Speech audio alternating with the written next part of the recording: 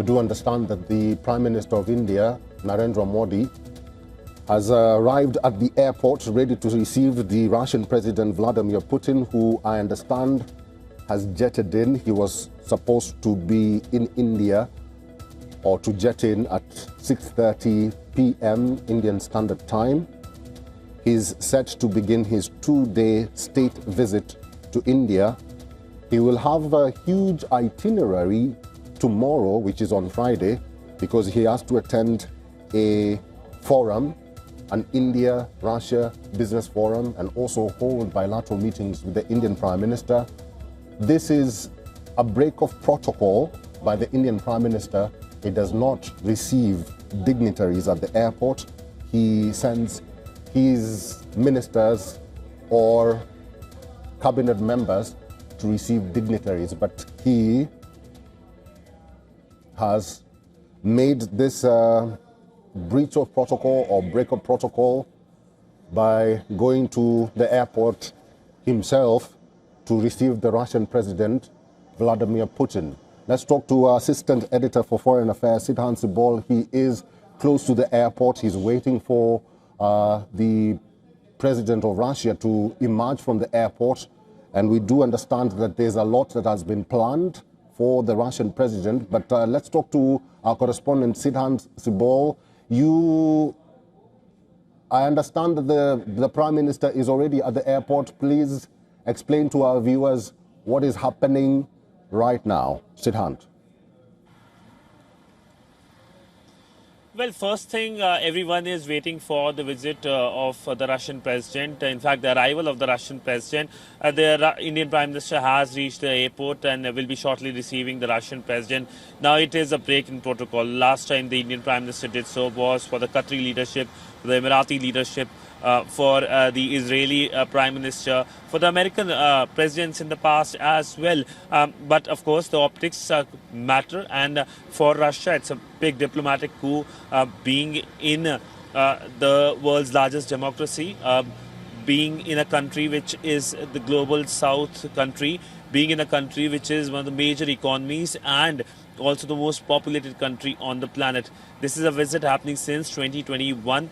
When the last time he came. This time it is a 2-day visit, tightly packed schedule as always, but it is a state visit.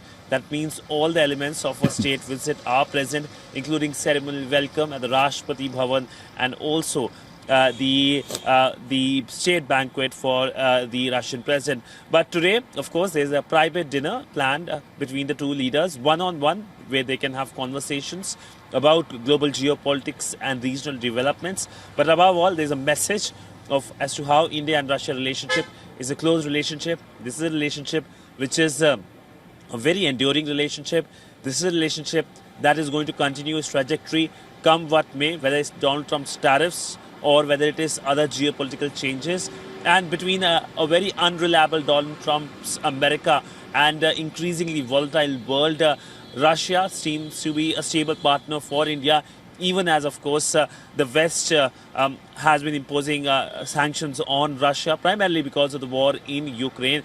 History looks different from New Delhi. History looks different from Europe. Of course, both sides have their own perspectives, especially in dealing with Russia. But for India, Russia has stood, whether it's 1971, when the India-Pakistan war broke, when the liberation of Bangladesh happened, or whether it is the fact that the Russian side has been continuing to support India in its developing needs. Other countries have also helped as well. But whether it's a Cold War, whether it's a unipolar world, whether it is a world where multipolarity has been increasing, Russia and India relationship have remained stable. So clearly a big messaging, a visit that will be closely watched across global capitals.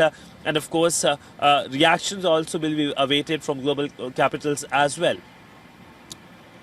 He's our Assistant Editor for Foreign Affairs, Sidhan Sibol. Stay with me because there's so much happening before the President of Russia makes his way from the airport. And I understand, like our correspondent did say there, that the two leaders, the Russian President and the Prime Minister of India, will hold a dinner together and where they will be discussing several issues. Let me just give you a lowdown on what will happen tomorrow, because it's quite a tight schedule for the Russian president, because he will begin his activities at around 11 a.m. Indian Standard Time. He will have a ceremonial reception at the Rashtrapati Bhavan. He will lay a wreath at the Raj Ghat. He will also meet the Prime Minister of India at the Hyderabad House. He will hold a press conference later in the day. He will also hold a business event. He will also be meeting with the President of India at the Rashtrapati Bhavan. That will be the end. And also, he will also be attending a summit, the India-Russia summit, later in the day. So he has a lot of activities that the president or the Russian president is going to have in India.